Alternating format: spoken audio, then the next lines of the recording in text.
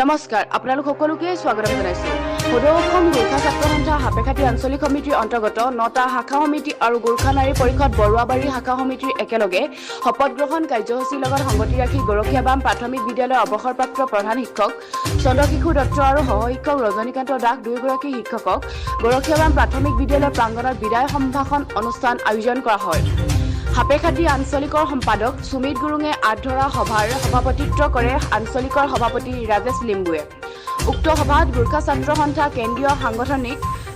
সম্পাদক বিৰাজ লিম্বু চৰাইদেউ, জিলা উপদেষ্টা ধৰ্মে লামা, সভাপতি অশোক লামা, কাৰ্যালয় সচিব বিকি থাপা, আঞ্চলিকৰ উপসভাপতি অমল লিম্বু, পহলমান পাটলি, সাংগঠনিক সম্পাদক পৱন লামা, শিক্ষা সম্পাদিকা কৰুণা তামাং, আলোচনী সম্পাদিকা ইছা তামাঙৰ লগতে ভাৰপ্ৰাপ্ত প্ৰধান শিক্ষক শ্বেৰ বাহাদুৰ তামাং আৰু বহুকেইজন সমাজসেৱক বুদ্ধিজীৱী আৰু 2 শতাধিক ৰাইজৰ উপস্থিতিত অনুষ্ঠানটো সফল সম্পন্ন হয়। ব্যুৰ ৰিপৰ্ট টান60 অসম। হয়, আজি সদৌ অসম গোৰ্খা ছাত্ৰ সন্থা চৰাইদেউ জিলাৰ সাপেখাতী আঞ্চলিক অন্তৰ্গত গৰখীয়া বাম শাখা সমিতি ইতিমধ্যে গঠন কৰা হ'ল আৰু গৰখীয়া বাম শাখা সমিতি গঠন কৰাৰ উদ্দেশ্যে আজি এটা অনুষ্ঠান আয়োজন কৰিছিল আৰু লগতে এই অনুষ্ঠানৰ সংগতি ৰাখি বিশেষকৈ সাপেখাতী অঞ্চলৰ অন্তৰ্গত যিকেইটা গোৰ্খা ছাত্ৰ সন্থাৰ শাখা সমিতি আছে, বিশেষকৈ 9টা শাখা সমিতি ইতিমধ্যে সাপেখাতী আঞ্চলিকৰ কৰ্মকৰ্তাসকলে গঠন কৰা হ'ল আৰু সেই প্ৰত্যেক শাখা সমিতিৰ সভাপতি সম্পাদকৰ লগতে সম্পূৰ্ণ সমিতিৰ কৰ্মকৰ্তাৰ আজি শপত গ্ৰহণ অনুষ্ঠান কাৰ্যসূচী আজি আয়োজন কৰিছিল আৰু এই অনুষ্ঠানত বিশেষকৈ প্ৰত্যেক শাখা সমিতিৰ সভাপতি সম্পাদকৰ লগতে বিভিন্ন কৰ্মকৰ্তা উপস্থিত আছিল আৰু খুব ধুনীয়া অনুষ্ঠান এটা আয়োজন ইতিমধ্যে হৈছে আৰু এই অনুষ্ঠানতে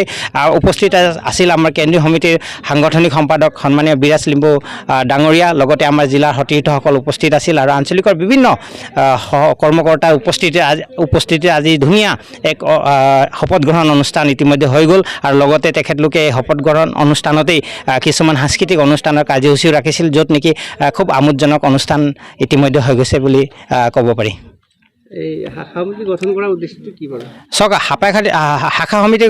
গঠন কৰাৰ এটাই উদ্দেশ্য, আজি গোৰ্খা ছাত্ৰ সন্থাৰ কেন্দ্ৰীয় সমিতিৰ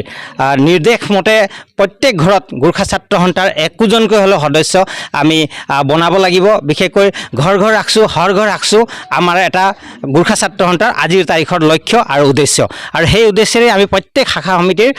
প্ৰত্যেক গাঁৱত শাখা সমিতি গঠন কৰি আহিছোঁ আৰু প্ৰত্যেক ঘৰত গোৰ্খা ছাত্ৰ সন্থাক ইনভলভ কৰাবৰ কাৰণে প্ৰত্যেক ঘৰৰ পৰা একোজনকৈ আমি সদস্য এই শাখা সমিতিত ইনভলভ কৰি আহিছোঁ।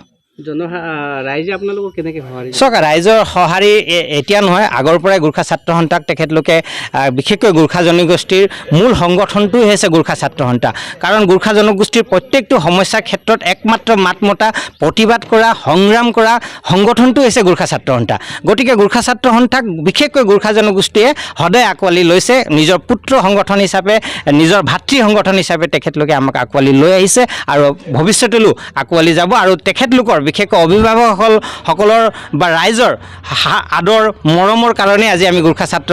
সন্থা হয়তো ইমান শক্তিশালী হ'বলৈ সক্ষম হৈছোঁ আৰু অনাগত দিনত আৰু আমি শক্তিশালী হ'ম, যাতে এনেধৰণে আপোনালোকৰ বিশেষকৈ ৰাইজৰ সমাদৰ মৰम আমি भविष्य दिनों लाभ करीम ताकि आखिर गोर्खा छात्र संघ सापेखाती आंचलिक समिति को अधिवेशन को पछि नै हामीले एउटा एक्जिक्युटिभ सिद्धान्तमा एउटा मिटिङमा एउटा सिद्धान्त लिएको थियौं, जुन चाहिँ कि विभिन्न भेगमा गएर विभिन्न शाखा समिति को गठन र पूर्णाङ्ग शाखा समितिलाई गठन गर्ने एउटा सिद्धान्त लिएको थियौं र सबै जम्मै शाखा समिति गठनको पछि नै गोर्खा बाम एलपी स्कुल को प्राङ्गणमा शपथ ग्रहण कार्यसूची लिएको थियौं र साथै गोर्खा बाम एलपी स्कुल को प्राक्तन शिक्षा गुरुलाई सम्बर्धना कार्यसूची हामीले राखेको थियौं र आगामी दिनहरुमा हाम्रो शाखा समितिले आफ्नो जातीय हित र अधिकारको लागि काम गरेर जान्छ भन्ने सम्पूर्ण आशा गर्दछु।